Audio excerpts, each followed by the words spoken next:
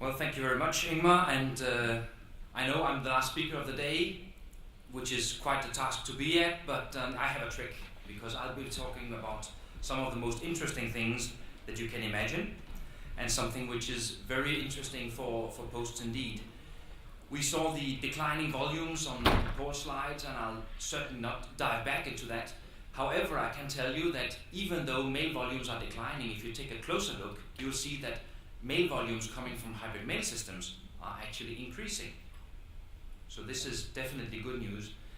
I'll not go deep into exactly who I am, except that for a number of years I had the honor of heading an organization developing hybrid mail solutions as a joint venture for Deutsche Post, La Poste, USPS, and other major posts, which then became the e-Post solutions. And also I have the honor of heading European standardization for hybrid mail as well. I am speaking here on behalf of Gemadec, and Gemadec are the ones who are carrying the torch for e-Post these days. They are the world's first provider of hybrid mail technology, and the e-Post solutions are responsible for 200 million letters every month. I think that's quite an achievement.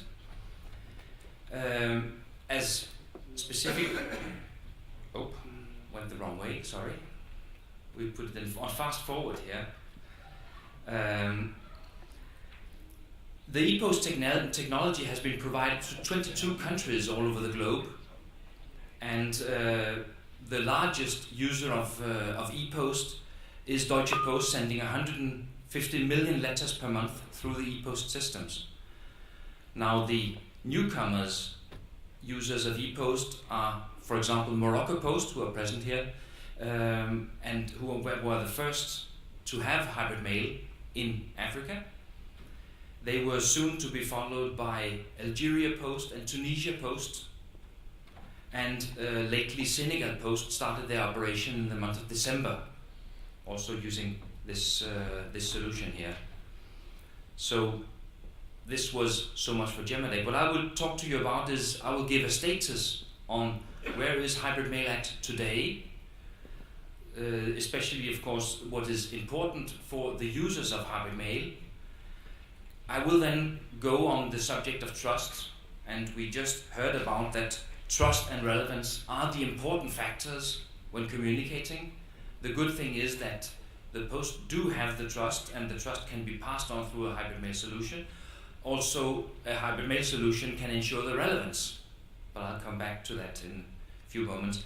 And also I'll dwell slightly on environment, what to do, and especially does it really matter when we're talking about letters.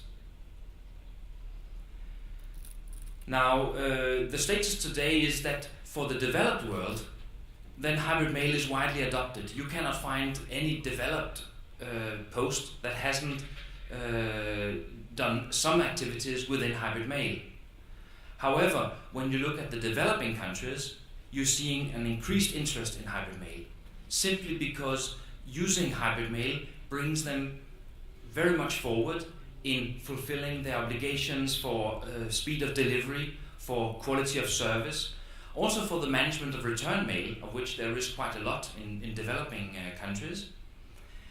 And also it's preparing those posts for the e-Post delivery, because it may be knocking on the doors of the developed, in the developed countries, but in developing countries, the electronic substitution is also very relevant. A few years later, but it is certainly relevant.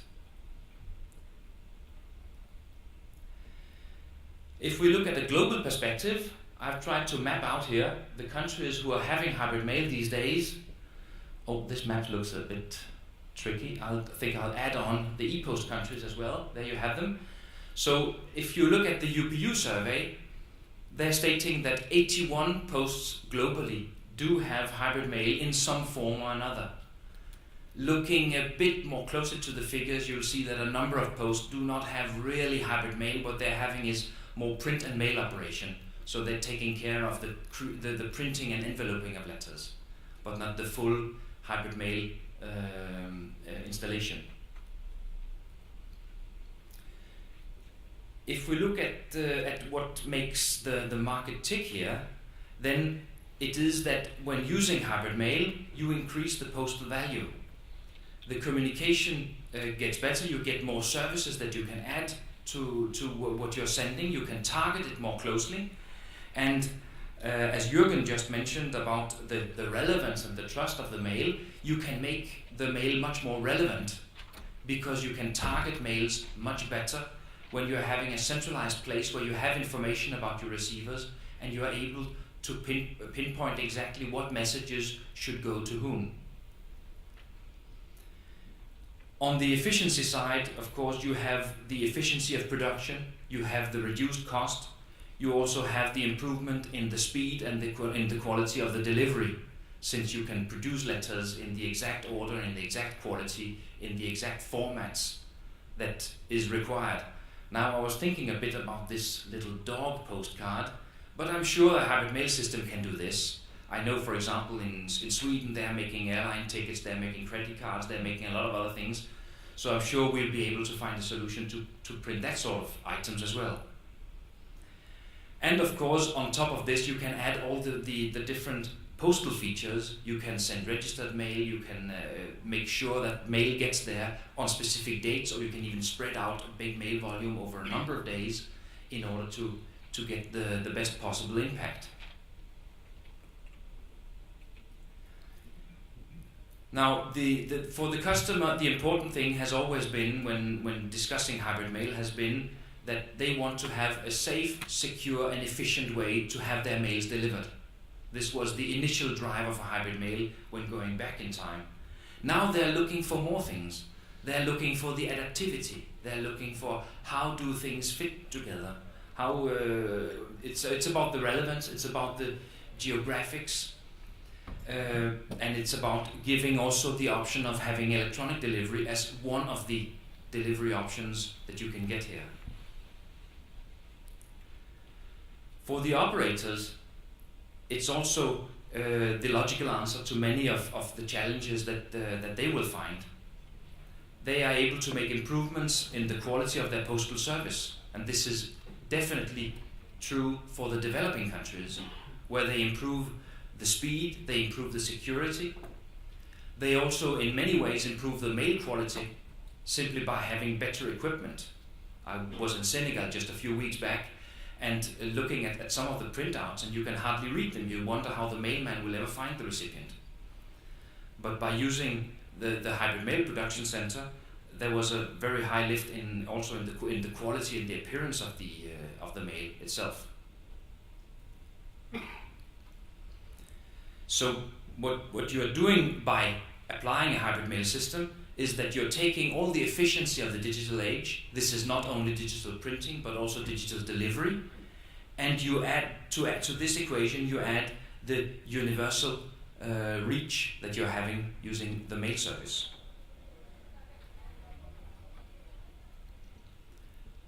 Now, creating trust. I'm sure you will all agree, and this has been said numerous times during today, but also yesterday, that the postal trust is unique. In many countries, you can trust the post much better than you will trust the local policeman. So therefore, this is something to leverage on. In many countries also, this trust is backed up by laws and enforcement, by guns and badges, as they say in the States. So you have also a full framework around the post to ensure the security and the quality, which is also why the UPU has spent quite a lot of effort in designing secure delivery of emails, signatures, and registered electronic delivery, and so on. Also, already now we're having the widely accepted legal proof. If a letter gets there, if the mailman says the letter got there, well, it did get there. And you have everything that you need in the physical world, and you are getting there now also in the electronic world. And my message would be here to embrace this, to make sure that the posts are ready also to provide that sort of services in the electronic world. Again, going back to one of the first speakers this morning, talking about having a physical channel as well as an electronic delivery channel. When talking international hybrid mail, now there is a project in UPU called Global Hybrid Mail, which is not making much progress, I must say, but more and more posts are looking at having international networks where hybrid mail systems are talking to each other. The standards are in place, the techniques are in place, the solutions are able to do it. Now comes the point where you need to trust each other to do that sort of service. Now, if this goes from post to post, you have a unique trusted third party factor here that can make senders believe in using an international network when delivering international mail.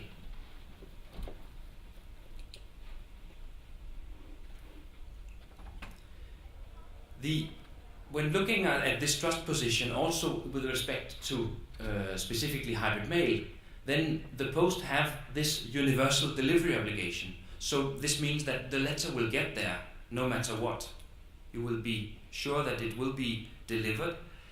The posts also have the management of addressing, and they have databases with the addresses. In some countries they can even link physical persons to those addresses, plus a number of other indicators, making sure that whoever receives that letter is really living at this specific address. I was on a project some time back in Saudi Arabia where they have full database covering every citizen of the country with their physical address, and it was very easy before preparing the mail simply to check everything up against this database so that everything was sent to the correct recipient. And finally comes the position in the physical delivery network. Now, if I send a letter to one of you, we will be up in the yellow square up here. It's a physical input, it's a physical delivery, so this is where the posts have belonged for many, many years. Now, in the upper right corner, you have electronic input and electronic delivery. This is what would happen if I sent one of you an email. Now, of course, you would see that on the electronic arena, you have the telcos, the ISPs and others to compete on this section here, and they do want to expand their reach to be not only electronic but to go also in the physical world. But no matter which direction they go into, they either go into an electronic input with a physical letter, this is hybrid mail, or they end up in the physical letter coming in and electronic delivery, which is reverse hybrid mail. In both of these sectors, it is the location where the post is king. So my message here would be that for this world, the post have all the possibilities to go in here and take this market because they are in a unique position.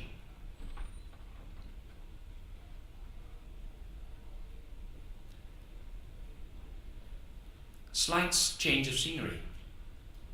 We'll go to the environment. Yeah, reduce carbon emission. Don't we all want to do that? But the fact is that postal carbon emission is limited, and just as you said, Howard, about the bananas and so on, you talked about 200 grams. The statistics I have is also talking about far less. Does anyone know here how long a shower you should take to have the same carbon emission as the delivery of a letter? 2 seconds. 2 seconds of shower. That's all it takes. So for every 2 seconds, you have consumed as much carbon as you would for the delivery of a letter. If you take 4 seconds, you also have the production of the letter. So if you compare mail with all sorts of other things, and this was also mentioned a bit earlier, mail to a household creates far less carbon dioxide than, for example, a normal household fridge. A fridge will make about 10 times as much carbon as your regular mail. However, if you look at this on a postal scale, and if you're handling millions and millions of letters, of course this does become important, and there is something you can do about it.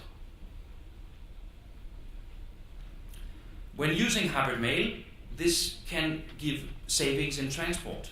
That goes without saying. If you print close to the recipient, you make some savings there. But as it has also been mentioned earlier during this conference, some of the hybrid mail solutions only have 1 or 2 printing centers, so the saving is perhaps not that big. Yet still, letters are produced very close to the location of where the distribution is starting from. You have savings in delivery time, you have savings on return mail. The handling of return mail is quite cumbersome compared to the delivery of a mail. And also the use of resources, because you're having a very efficient production. I'm not saying here that the production of hybrid mail will make everything incredibly green, but it is a contributing factor. So it's all helping in reducing the carbon footprint that comes from each letter.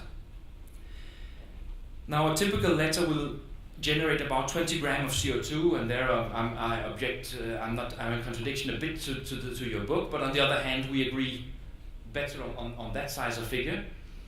And this is for the postal handling of the letter. If you take all the way back also to the production of the paper itself and the preparation of the letter, you should add on about a gram or so per gram of letter. So you end up having a maximum of, 50 grams or so per letter, which is not a lot. By using hybrid mail, and there are some calculations done by Gemadec to this respect, you may be able to make some reductions of some 40 to 70% of the impact, meaning some 14 grams per letter. That is not a lot. But on the other hand, if you are producing 200 million letters every month, like the Gemadec e-post systems are doing, it can still become some sort of contribution to our planet. So hybrid mail can be good for the environment in the very small scale that we're talking about here. The improvements are visible. The challenge here is, of course, that electronic substitution is perhaps better for the CO2 at least. And I'm putting in a perhaps here because if you look at the life cycle of computers and all the energy done by running servers and mailing systems and internet and so on, some serious calculations need to be made to see exactly how this is, also because we've seen that electronic communication grows very much. So Ingmar, you asked me to be quick. I hope you listen fast, as Ingmar told you to, and thank you very much for your attention.